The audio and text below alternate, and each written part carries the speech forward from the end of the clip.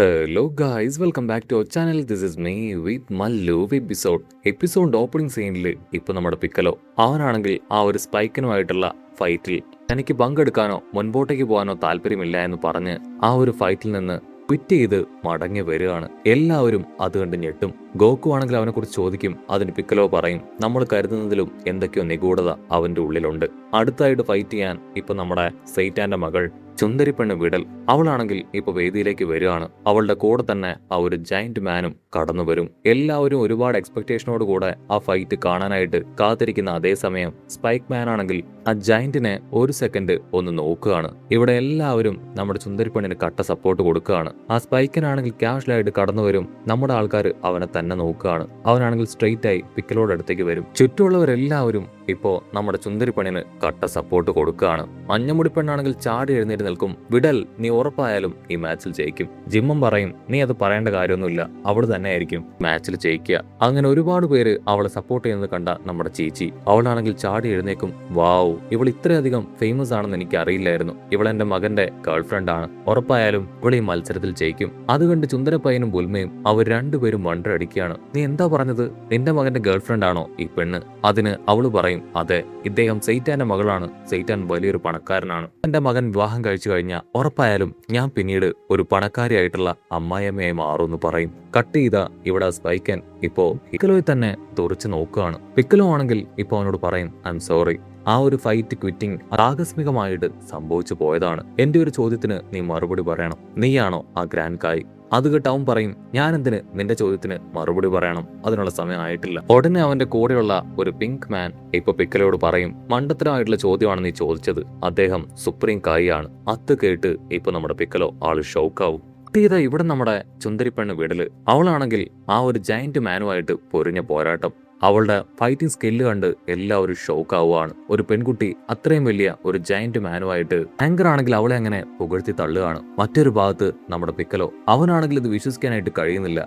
സ്പൈക്കനാണെങ്കിൽ ഇപ്പോ പിക്കലോട് പറയും, ഞാനാണ് സുപ്രീം കായ് എന്നുള്ള കാര്യം നീ ഇപ്പൊ ആരോടും പറയാൻ പാടില്ല എന്ന് പറഞ്ഞ് അവർ രണ്ടുപേരും അവിടുന്ന് കടന്നു പോകും. ഉടനെ കിങ് കായ് ആണെങ്കിൽ ആ കാര്യം അറിയാണ്. ഗോക്കു ആണെങ്കിൽ പിക്കലോട് അടുത്തേക്ക് വന്ന് പറയും, എന്തുപറ്റി, എന്താ ഉണ്ടായേ? നിങ്ങളെ വീണ്ടും ഭീഷണിപ്പെടുത്തുകയോ മറ്റോ ചെയ്തോ? കുഴപ്പമില്ല, ഞാൻ വേണമെങ്കിൽ അവനുമായിട്ട് ഫൈറ്റ് ചെയ്യാം. അത് കേട്ട് പിക്കലോ ആണെങ്കിൽ, അയ്യോ വേണ്ട വേണ്ട, അവനുമായിട്ട് ഒരു കാരണവശാലും നീ ഫൈറ്റ് ചെയ്യാൻ പാടില്ല. ഇവിടെ കിങ് കായ്ക്കാണെങ്കിൽ ഭയങ്കര അത്ഭുതം. സുപ്രീം കായ് എന്തുകൊണ്ടായിരിക്കും ഭൂമിയിലേക്ക് പോയത്? അവൻ ഇത്രയും കാലവും അവിടെയായിരുന്നു. ഞാൻ ഇതുവരെ അവനെ നേരിട്ട് കണ്ടിട്ടില്ല. കട്ട് ചെയ്ത ഇവിടെ ഒരു പെണ്ണ് വിടലാണെങ്കിൽ ആ ഒരു ജയന്റിനെ ചവിട്ടി താഴെയിടും. കൗണ്ട് ഡൗൺ സ്റ്റാർട്ട് ചെയ്യും. പക്ഷെ അവൻ വീണ്ടും എഴുന്നേറ്റ് വന്ന് ചുന്ദരി പെണ്ണുമായിട്ട് പൊരിഞ്ഞ പോരാട്ടം.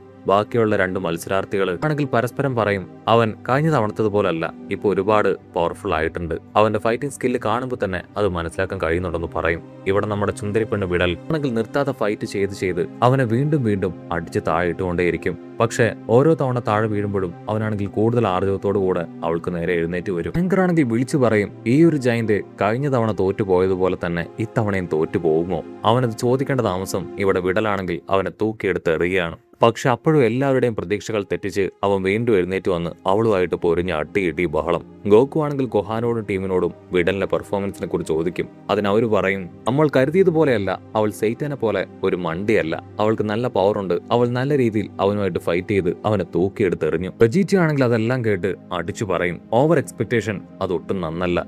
ഇവിടെ വിടലാണെങ്കിൽ വീണ്ടും അവനെ തൂക്കിയെടുത്ത് നിലത്താഞ്ഞൊരട്ടി. അതുകൊണ്ട് എല്ലാവരും കൈയടിക്കും. ഇനി അവൻ എഴുന്നേറ്റില്ല എന്ന് ഇവരെല്ലാവരും ഉറപ്പിക്കും. ചീച്ചിക്കാണെങ്കിൽ ഭയങ്കര സന്തോഷം. ഉറപ്പായാലും ഇതുപോലൊരു പവർഫുൾ ആയ മരുമകളെയാണ് എനിക്ക് ആവശ്യം. ഇത് കഴിഞ്ഞ ഉടൻ തന്നെ എന്റെ മകനും ഇവളുമായിട്ടുള്ള എൻഗേജ്മെന്റ് അത് നടത്തണമെന്ന് പറയും. നമ്മുടെ സുന്ദരം പയ്യനും അതുപോലെ ബുൽമയും അവർ രണ്ടുപേരും ചീച്ചിക്ക് കണ്ട സപ്പോർട്ട് കൊടുക്കും.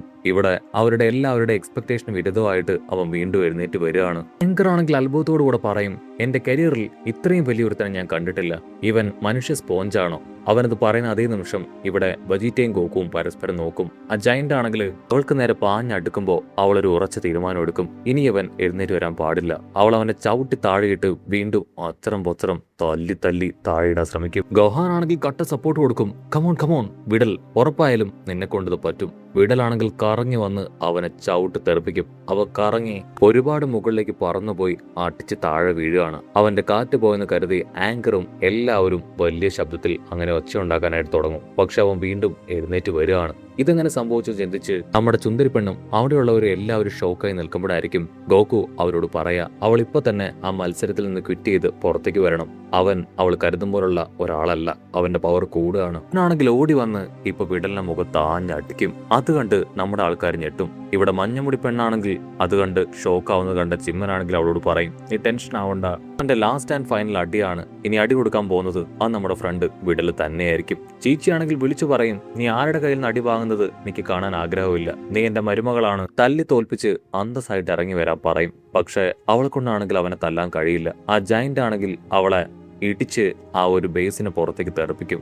താഴെ വീഴുന്ന ഒരു സിറ്റുവേഷനിൽ അവളാണെങ്കിൽ അവളുടെ ഫ്ലൈയിങ് പവർ അതുപയോഗിച്ച് ഗ്രാവിറ്റിയിൽ അങ്ങനെ നിൽക്കും. ആണെങ്കിൽ ഫ്ലൈ ചെയ്ത് വീണ്ടും ഇപ്പോ ആ ഒരു ഫൈറ്റിംഗ് പ്ലേസിലേക്ക് തന്നെ തിരികെ വരികയാണ്. വിടലിന്റെ ഫ്രണ്ട്സ് ആണെങ്കിൽ അവൾ ഫ്ലൈ ചെയ്യുന്നത് കണ്ട് ഷോക്ക് ആവുകയാണ്. ഗോഹാൻ ആണെങ്കിൽ അവൾക്ക് സപ്പോർട്ട് കൊടുക്കും. യെസ്, ഞാൻ പറഞ്ഞു തന്ന പോലെ തന്നെ നീ കറക്റ്റ് ആയിട്ട് ഫ്ലൈ ചെയ്തു.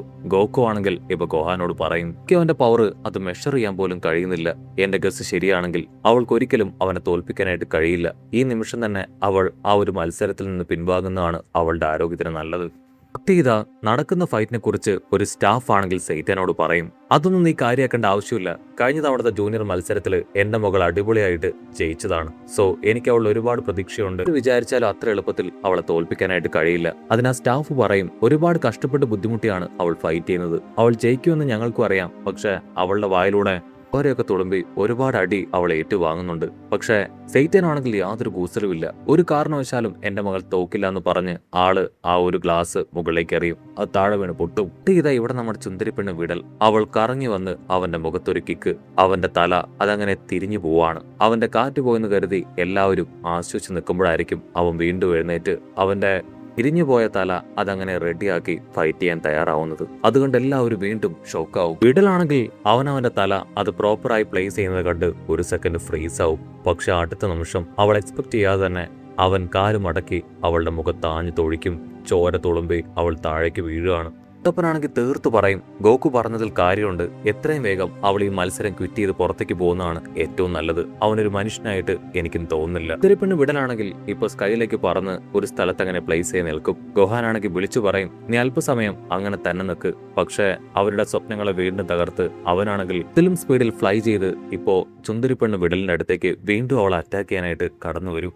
അവനാണെങ്കിൽ ഇപ്പൊ അവളെ കഴിഞ്ഞ് ഉയരത്തിൽ പോയി അവളെ തന്നെ നോക്കി നിൽക്കുകയാണ്. ചുറ്റുമുള്ളവരെല്ലാവരും ശ്വാസം മുറുക്കെ പിടിച്ച് ആ കാഴ്ച അങ്ങനെ കാണും. ഇവിടെ ബാക്കിയുള്ള മത്സരാർത്ഥികൾ അടിച്ചു പറയും, കാര്യം ഉറപ്പായി കഴിഞ്ഞ തവണ മത്സരിക്കാൻ വന്നത് അതിവനല്ല, ഇവനൊരു മനുഷ്യനല്ല. അവരത് പറയുന്ന അതേ നിമിഷം അവനാണെങ്കിൽ അവന്റെ കയ്യിൽ നിന്ന് ഒരു സ്പെഷ്യൽ പവർ ഉപയോഗിച്ച് അവളെ അറ്റാക്ക് ചെയ്യും. ആ ഒരു അറ്റാക്കിൽ പെട്ട് ക്രോള് പോയി വിടലാണെങ്കിൽ അങ്ങനെ തകർന്ന് താഴേക്ക് വന്ന് വീഴുകയാണ്. ഇവിടെ നമ്മുടെ മുട്ടപ്പനാണെങ്കിൽ ആ കാഴ്ച കണ്ട് ഞെട്ടും. ആ ജയന്റ് ആണെങ്കിൽ ഇപ്പൊ വീണ്ടും അറ്റാക്ക് ചെയ്യാൻ താഴേക്ക് വരും. നമ്മുടെ ആൾക്കാരാണെങ്കിൽ ഷോക്കാവും. ഇവിടെ എന്തൊക്കെയോ അൺയൂഷ്വൽ ആയിട്ട് സംഭവിക്കുന്നുണ്ട്. എത്രയും വേഗം അവളെ രക്ഷിക്കണം. അവന് ഇങ്ങനെയൊരു പവർ എങ്ങനെ കിട്ടി? തെറ്റായ ആൾക്കാരുടെ കയ്യിലേക്ക് ഇങ്ങനെയുള്ള പവറുകൾ അത് പോകാൻ പാടില്ലാത്തതായിരുന്നു. എന്തോ ഒന്ന് സംഭവിച്ചിട്ടുണ്ട്. സുന്ദരിപ്പെണ്ണാണെങ്കിൽ തറപ്പിച്ചു പറയും, ഒരു കാരണവശാലും ഞാൻ വിട്ടുകൊടുക്കില്ല. എന്റെ മരണം വരെ ഞാൻ പോരാടുന്നു പറഞ്ഞ് അവന്റെ നേർക്ക് വരും. അവനാണെങ്കിൽ അവളെ പിടിച്ചു വലിച്ച് അങ്ങനെ തല്ലി കൊല്ലാൻ ശ്രമിക്കുന്നതോട് കൂടെ ഈ ഒരു എപ്പിസോഡും അവസാനിക്കുന്നു.